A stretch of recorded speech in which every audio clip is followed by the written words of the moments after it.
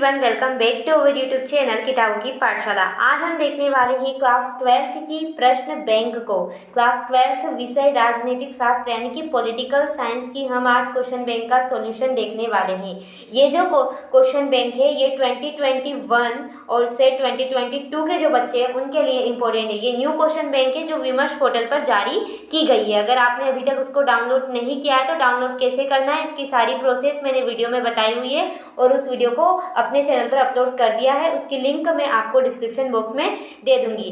आज के इस वीडियो में हम कक्षा 12वीं के विद्यार्थियों के लिए क्वेश्चन बैंक का सॉल्यूशन लेकर आए हैं। ओके, तो आज हम शुरुआत करने वाले हैं क्वेश्चन बैंक के सॉल्यूशन की। तो सबसे पहले आज हमारा जो लेसन होने वाला है वो है अध्याय 1 राष्ट्र निर्माण की चुनौतियाँ। ओके, ऐसे तो आपकी जो फर्स्ट बुक है वो कोल्ड वॉर वाला जो हमारा चैप्टर है शीत युद्ध वाला वो है, लेकिन क्वेश्चन बैंक में सेकेंड बुक को पहले दिया गया है, इसीलिए हम इसे पहले सोल्व कर रहे हैं। जिस आज के चैप्टर का नाम है राष्ट्र निर्माण की चुनौतियां। तो चलिए देख लेते हैं ये हमारे सामने चैप्टर और क्वेश्चंस में जो भी क्वेश्चन बैंक में हमें जो भी क्वेश्चन दिए गए हैं वो हमारे सामने आ चुके हैं। तो सबसे पहले हम 1 मार्क्स के क्वेश्चन को सोल्व करेंगे। ऐसे इनका सोल्यूशन दिया हुआ है, फिर भी मैं आपको बता दूं ताकि आपको याद हो जाए। ओके, चलिए देखते हैं। सही विकल्प का चयन कीजिए। प्रश्न क्रमांक 1 में एक है, आजादी के बाद भारत के समक्ष चुनौती थी। किसकी चुनौती थी? लोकतंत्र को बनाए रखने की, राष्ट्र निर्माण की, औद्योगिक विकास की या सामाजिक विकास की? ऐसे तो ये सारी चुनौतियां थी, लेकिन सबसे प्रमुख चुनौती कौन सी थी? तो प्रमुख चुनौती थी राष्ट्र निर्माण की। तो question B is right. Okay, देखिए क्वेश्चन नंबर 2, स्वतंत्रता के बाद भारत में देशी रियासतों की संख्या थी, यानी कि कितनी देशी रियासतें थी? 555, 556, 565 या 655? तो राइट आंसर रहेगा 565 देशी रियासतें, यानी कि 565 रजवाड़े थे। उसके बाद विदर्भ प्रदेश किस राज्य में है? यानी कि किस क्षेत्र, एक क्षेत्र है जिसे विदर्भ प्रदेश कहा जाता है। तो ये कहाँ पर है? एमपी में है, तमिलनाडु में है, बिहार में है, महाराष्ट्र में है? तो इसका राइट आंसर रहेगा एमपी में, यानी कि अपने मध्य प्रदेश में है। उसके बाद चौथा क्वेश्चन है, 2 जून 2014 को निम्न राज्य की स्थापना हुई, यानी कि जो 4 राज्य दिए गए हैं इनमें से किसकी स्थापना हुई थी? तो उत्तराखंड की, छत्तीसगढ़ की, झारखंड की या तेलंगाना की? तो राइट आंसर रहेगा तेलंगाना की। ओके, बढ़ते हैं 5वें प्रश्न की तरफ। 5वां प्रश्न है, सरदार वल्लभ भाई पटेल को कहा जाता है। आप सबको पता होगा, 6ठी से लेकर 12वीं तक बहुत बार अपन ने पढ़ा है ये चीज। तो आप मुझे डिस्क्रिप्शन बॉक्स में बताएंगे कि सरदार वल्लभ भाई पटेल को क्या कहा जाता है। ओके, चलिए तो पहला क्वेश्चन कंप्लीट। बढ़ते हैं सेकंड क्वेश्चन की तरफ। सेकंड क्वेश्चन है, सत्य असत्य का चयन कीजिए। तो हमें बताना है कि कौन सा सत्य है कौन सा असत्य है। तो देखिए, भाषाई आधार पर राज्यों के पुनर्गठन के अलगाववाद को बढ़ावा मिलता है, यानी कि राज्यों के गठन करते हैं अगर हम भाषा के आधार पर तो अलगाववाद को बढ़ावा मिलता है। तो इसका आंसर हो जाएगा सत्य। ओके, उसके बाद सेकेंड है, उत्तरांचल राज्य बनने के पूर्व बिहार का हिस्सा था। तो नहीं, इसका आएगा असत्य। ओके, सेकेंड वाले का असत्य। थर्ड है, हैदराबाद देशी रियासत थी। तो इसका आएगा बिल्कुल सत्य। उसके बाद तेलुगु भाषा के आधार पर आंध्र प्रदेश का गठन हुआ था। तो बिल्कुल आएगा इसका सत्य। उसके बाद भाग्यवधु से चिर प्रतीक्षित भेंट भाषण पंडित नेहरू ने से संबंधित है। तो इसका भी क्या आएगा? इसका भी आएगा सत्य। ओके, तो सेकेंड क्वेश्चन भी कंप्लीट हो चुका है। बढ़ते हैं थर्ड क्वेश्चन की तरफ। खाली स्थानों की पूर्ति कीजिए। इसको भी देखते हैं। भारत विभाजन के पश्चात सांप्रदायिक दंगों ने समस्या को बल दिया था। किस समस्या को? शरणार्थी समस्या को। ओके, थर्ड है, सेकेंड है, स्वतंत्रता के समय जम्मू कश्मीर के राजा कौन थे? तो राजा हरि सिंह। कौन थे? हरि सिंह जो थे वो जम्मू कश्मीर के राजा थे। उसके बाद जम्मू कश्मीर की राजधानी है, क्या है? श्रीनगर है। ओके, अच्छे से ध्यान रखना, जम्मू कश्मीर की राजधानी क्या है? श्रीनगर है। उसके बाद सिक्किम को अलग राज्य बनाया गया, यानी कि जो ये सिक्किम है इसे कब बनाया गया? तो इसे बनाया गया 26 अप्रैल 1975 को। ओके, अलग राज्य बनाया गया।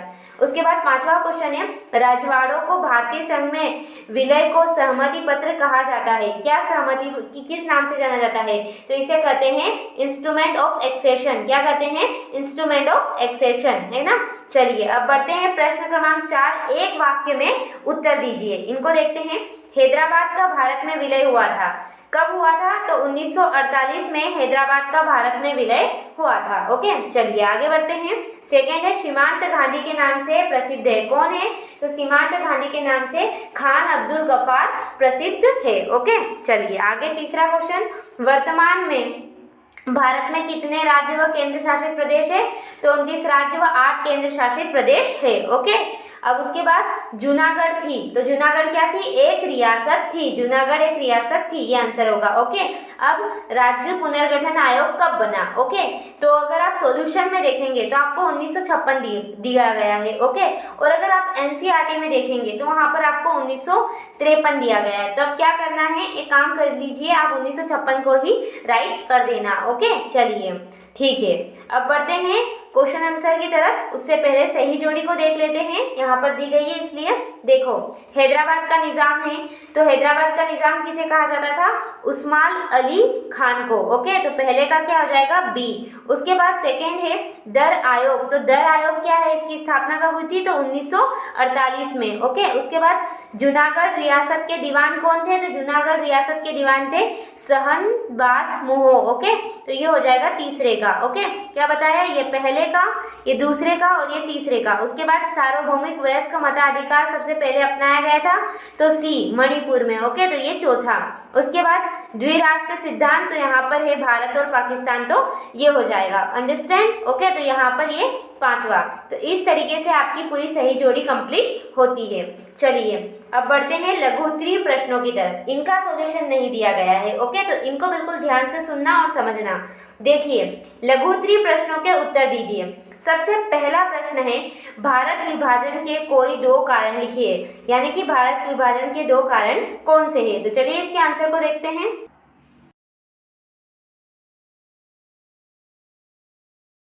जैसा कि देख सकते हैं, भारत विभाजन के दो प्रमुख कारण निम्नलिखित है। सबसे पहला कारण है ब्रिटिश शासकों की नीति, यानी कि जो अंग्रेज थे उन्होंने कुछ ऐसी नीतियां बना दी थी जिसकी वजह से भारत का विभाजन हुआ। और दूसरा द्विराष्ट्र सिद्धांत है, यानी कि दो राष्ट्रों की जो मांग उठ रही थी, एक भारत और पाकिस्तान, उसके कारण भी भारत का विभाजन हुआ। तो ये पहले प्रश्न का आंसर कंप्लीट। बढ़ते हैं अब सेकेंड प्रश्न की तरफ।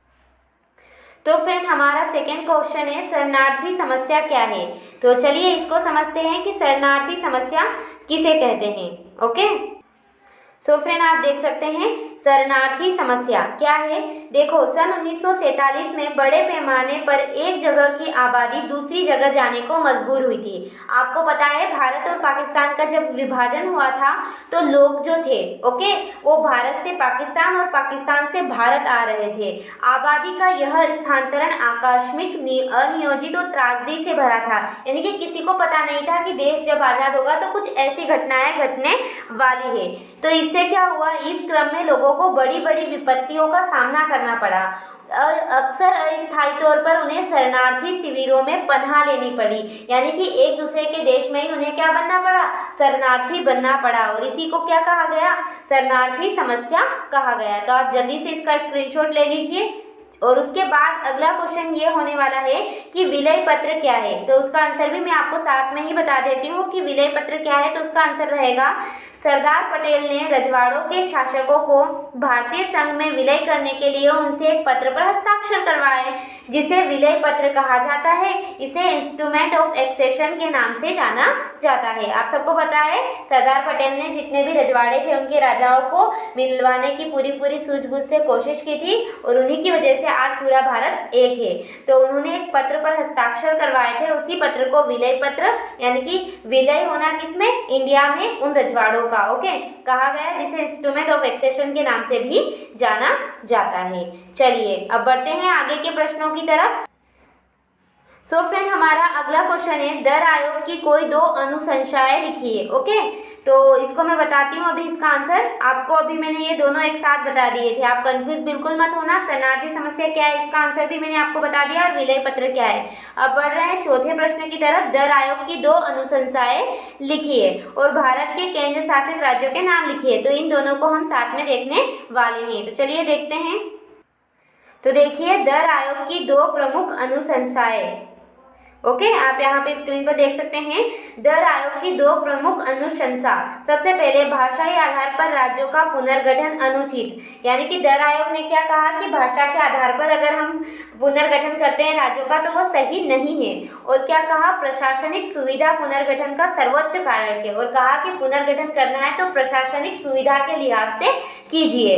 ओके, तो ये अब उसके साथ मैंने एक और क्वेश्चन था। एक और क्वेश्चन क्या था, भारत के राज्य तथा केंद्र शासित प्रदेशों के नाम बताइए। तो देखो, दिल्ली, जम्मू और कश्मीर, लद्दाख, अंडमान और निकोबार द्वीप समूह, चंडीगढ़, दादर और नगर हवेली, दमन दीव, लक्षद्वीप और पंडुचेरी, ये हमारे केंद्र शासित प्रदेश है। ओके, तो आप इनका स्क्रीनशॉट ले लीजिए, इन्हें अच्छे से याद भी कर लेना। चलिए अब बढ़ते हैं आगे के प्रश्नों की तरफ।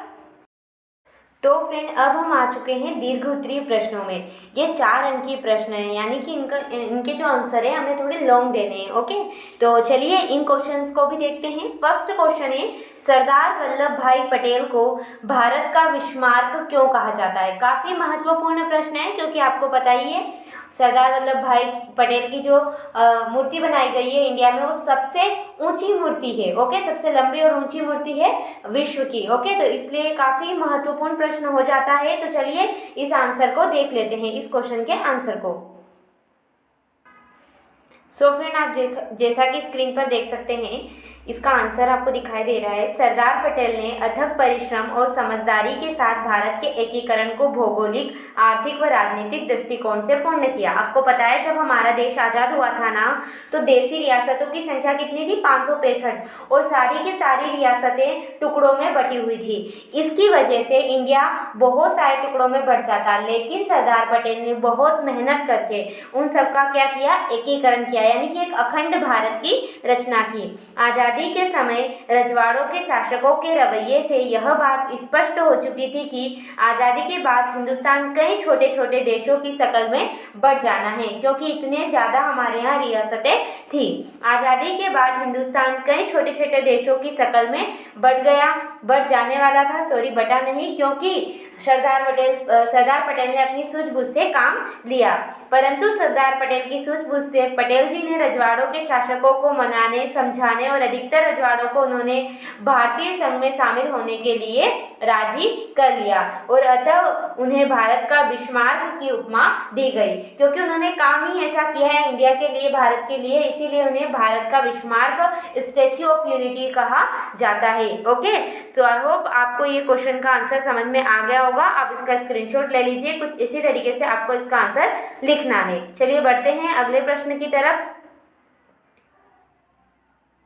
सो फ्रेंड, हमारा अगला प्रश्न है, राज्य पुनर्गठन आयोग को समझाइए। यानी कि राज्य पुनर्गठन आयोग क्या है, इसके बारे में हमें जानना है। तो चलिए जल्दी से इसके आंसर को भी देख लेते हैं। जैसा कि फ्रेंड आप स्क्रीन पर देख पा रहे होंगे, राज्य पुनर्गठन आयोग क्या होता है? केंद्र सरकार 1953 में राज्य पुनर्गठन आयोग बनाती है। अब इस आयोग को क्या काम होता है? तो इस आयोग का काम राज्यों के सीमांकन के मामले पर गौर करना। यानी कि जब इंडिया हमारा आज़ाद होता है तो उस टाइम पे उसमें अलग अलग राज्य बने हुए थे, कुछ रियासतें होती है वो अंग्रेजों के हिसाब से बनी होती है, लेकिन अब हमें राज्यों का पुनर्गठन करना था, क्योंकि हमारा भारत आज़ाद हो चुका था और अब हमें अपने हिसाब से राज्यों को बनाना था। इसलिए 1953 में राज्य पुनर्गठन आयोग बनाया जाता है। ओके, इसका काम होता है कि राज्यों का पुनर्गठन कैसे क्या करें, इस पर इसके लिए एक रिपोर्ट प्रस्तुत करना। इसने अपनी रिपोर्ट में स्वीकार किया कि राज्यों की सीमाओं का निर्धारण वहां बोले जाने वाली भाषा के आधार पर होना चाहिए। यानी कि राज्य पुनर्गठन आयोग की जब रिपोर्ट आई तो इस आयोग ने कहा कि जो राज्य है वो उस तरीके से बने कि वहाँ का आधार जो हो वो भाषा हो। जिस इलाके में एक जैसी भाषा बोली जा रही है उसे एक राज्य का दर्जा दे दिया जाए, ऐसा राज्य पुनर्गठन आयोग ने कहा। इस आयोग की रिपोर्ट के आधार पर 1956 में राज्य पुनर्गठन अधिनियम पास हुआ, और 1956 में जो अधिनियम है ये पास हो गया, यानी कि इसको मान्यता मिल गई। और इसी के आधार पर, इस अधिनियम के आधार पर 14 राज्य और 6 केंद्र शासित प्रदेश बनाए गए। ये बात है जब हमारा देश आज़ाद हुआ था उसके तुरंत बाद की। ओके, तो यही बिंदु आपको सारे राज्य पुनर्गठन आयोग के बारे में लिख देने हैं। तो जल्दी से आप इसका स्क्रीनशॉट ले लीजिए, फिर हम आगे बढ़ते हैं। चलिए, आपने स्क्रीनशॉट ले लिया होगा, चलिए आगे बढ़े। अब अगला क्वेश्चन है हमारे पास, भारत विभाजन के प्रमुख कारण लिखिए। यानी कि आपको पता है भारत जो इंडिया कहा जाता था उसके दो टुकड़े हुए, एक बना भारत और दूसरा बना पाक यानी कि पाकिस्तान। तो इसके विभाजन के पीछे क्या कारण थे उनके बारे में हमें बताना है। तो चलिए देखते हैं कि भारत और पाकिस्तान के दो टुकड़े होते हैं, इस दो टुकड़े होने के क्या कारण हैं। सो फ्रेंड, आप स्क्रीन पर देख पा रहे हैं आंसर, भारत विभाजन के प्रमुख कारण निम्न प्रकार से हैं। देखते हैं कौन कौन से कारण हैं। सबसे पहला कारण है ब्रिटिश शासकों की नीति, यानी कि भारत विभाजन हेतु ब्रिटिश शासकों की फूट डालो और शासन करो की नीति उत्तरदायित्व है। अंग्रेजों का काम ही यही था, उन्होंने फूट डालकर पहले हमारे पूरे भारत को गुलाम बनाया और फिर फूट डालकर भारत को तोड़ने का पूरी कोशिश की और उस कोशिश में वो कामयाब भी हो गए। इस नीति का अनुसरण करके उन्होंने भारत के हिंदुओं तथा मुसलमानों में सांप्रदायिकता का जहर भी घोल दिया। तो पहला जो कारण था वो तो ब्रिटिश शासनों की नीति। ओके, चलिए बढ़ते हैं दूसरे कारण की तरफ। दूसरा कारण है मुस्लिम भावनाएं। इसका क्या मतलब है, देखो हिंदू तथा मुसलमान दोनों लंबे समय तक एक साथ मिलजुल कर रहे, लेकिन उसके बावजूद भी उनमें भाईचारे की भावना विकसित नहीं हो पाई या फिर होने ही नहीं दी। किसने? अंग्रेजों ने कुछ ऐसी चालें चली कि वो जो भावना है उसे पनपने ही नहीं दिया। तो दूसरा कारण है मुस्लिम भावनाएं। ओके, चलिए तीसरा कारण देखते हैं। तीसरा है अंतरिम सरकार में मुस्लिम लीग का प्रतिनिधित्व। आपको पता है इंडिया में क्या बनाई गई थी, शुरुआत में अंतरिम सरकार बनाई गई थी, तो उसमें मुस्लिम लीग की भी भागीदारी को बढ़ावा दे दिया था, जिसकी वजह से हमारा विभाजन हुआ। देखो कैसे, अंतरिम सरकार में मुस्लिम लीग को सम्मिलित किए जाने का परिणाम शासन की कार्यकारिणी में विभाजन के रूप में उभरा। इस विभाजन के कारण सरकार हिंदू मुस्लिम सांप्रदायिक दंगों पर प्रभावी रोक लगाने में असमर्थ रही। मजबूरीवश कांग्रेस को भारत का विभाजन स्वीकार करना पड़ा। ओके, तो ये तीसरा कारण था। अब बढ़ते हैं चौथे कारण की तरफ। तो चौथा कारण है मुस्लिम लीग के प्रति कांग्रेस का व्यवहार। ओके, देखते हैं इसमें क्या है। अनेक बार कांग्रेस ने मुस्लिम लीग की अनुचित मांगों को स्वीकार करते हुए उनके साथ समझौते किए, यानी कि बहुत बार मुस्लिम लीग ने गलत मांगे की थी, जैसे कि द्विराष्ट्र सिद्धांत की ही मांग की, तो कांग्रेस ने इसको मान लिया जबकि उसे नहीं मानना चाहिए था, जिसकी वजह से उनका मनोबल बढ़ा और मनोबल बढ़ने की स्थिति में उनका बढ़ा हुआ मनोबल देश के विभाजन कराने में निर्णायक भूमिका का निर्वहन कर गया। ओके, तो ये मुख्य चार कारण थे जिसकी वजह से हमारे इंडिया के दो टुकड़े हुए और भारत और पाक यानी कि पाकिस्तान बना। तो आप स्क्रीनशॉट ले लीजिए, सबसे पहले इन दो कारणों का, उसके बाद इन दो कारणों का। आई होप आपने स्क्रीनशॉट ले लिया होगा। चलिए अब बढ़ते हैं अगले प्रश्न की तरफ। सो फ्रेंड, हमारा अगला प्रश्न है हैदराबाद रियासत पर संक्षिप्त नोट लिखिए। यानी कि जो हैदराबाद रियासत थी उसके बारे में हमें बताना है कि वो किस तरीके की रियासत थी, क्या उसका माहौल था, सब कुछ उसके बारे में डिटेल हमें देनी है। तो चलिए इसका भी आंसर देख लेते हैं। सो फ्रेंड, आप देख पा रहे हैं स्क्रीन पे आंसर। सबसे पहले आपको भूमिका बता देनी है। किस तरीके से आप भूमिका बताएंगे? आप बताएंगे कि हैदराबाद रियासत चारों तरफ से हिंदुस्तानी इलाके से घिरी थी। यह आज के महाराष्ट्र, कर्नाटक, आंध्र प्रदेश के हिस्सों में फैली हुई है और हैदराबाद के शासक को क्या कहा जाता था? निज़ाम कहा जाता था। ये बिल्कुल ध्यान में रखना। और ये क्या था? बहुत दौलतमंद था। यह चाहता था कि हैदराबाद एक स्वतंत्र रियासत बने। यानी कि ये बहुत रईस इंसान था, बहुत रईस। मतलब आप कह सकते हो कि अकबर और मुगल जितने रईस थे ना, उसी तरीके के इसकी स्थिति थी। ओके, अब देखते हैं क्या कुछ था इसके बारे में। देखो, निजाम दमनकारी शासक था, यानी कि ये था तो सही दौलतमंद, उसके साथ साथ ये दमनकारी था, यानी कि अपनी ही जनता को ये अच्छे से नहीं रखता था। तेलंगाना इलाके के किसान निजाम के दमनकारी शासन से बहुत दुखी थे। साथ में वहाँ की जो महिलाएं थी वो निजाम के शासन में सबसे ज़्यादा जुल्म की शिकार हुई थी। इसके कारण महिलाओं और किसानों ने मिलकर निजाम के शासन के खिलाफ एक जोरदार आंदोलन किया और उस आंदोलन ने फिर जोर पकड़ा। आंदोलन को देख निजाम ने क्या किया? लोगों के खिलाफ अर्धसैनिक बल भेजा। यानी कि जब लोग आंदोलन करने लगे तो निजाम ने अर्धसैनिक, यानी कि आधा तो वो सैनिक का माना जाता है, लेकिन आधी बात किसकी मानता है? ओनली निजाम की, जिसे उसने क्या नाम दिया? रजाकर कहा गया। रजाकारों ने गैर मुसलमान को निशाना बनाया, लूटपाट, हत्या, बलात्कार किए। 1948 के सितंबर में भारतीय सेना निजाम के सैनिकों पर काबू पाने के लिए हैदराबाद आ पहुंची और कुछ लड़ाई के बाद निजाम ने क्या कर दिया, खुद आत्मसमर्पण कर दिया। और इस तरीके से निष्कर्ष में आप लिख सकते हैं कि निजाम के आत्मसमर्पण के साथ ही हैदराबाद भारत में विलय हो गया। तो इस तरीके से आप बहुत ही अच्छी तरीके से हैदराबाद पर एक लेख या एक नोट लिख सकते हैं। तो बिल्कुल आप ऐसा लिखना, आपका एक भी मार्क्स नहीं काटा जाएगा। तो आप पहले इतना स्क्रीनशॉट ले लीजिए, उसके बाद इस निष्कर्ष को ध्यान में रख लीजिए। ओके, चलिए, आई होप आपको ये पूरा का पूरा जो घटना है ये अच्छे से और हैदराबाद के बारे में अच्छे से समझ में आ गया होगा। चलिए बढ़ते हैं अगले प्रश्न की तरफ।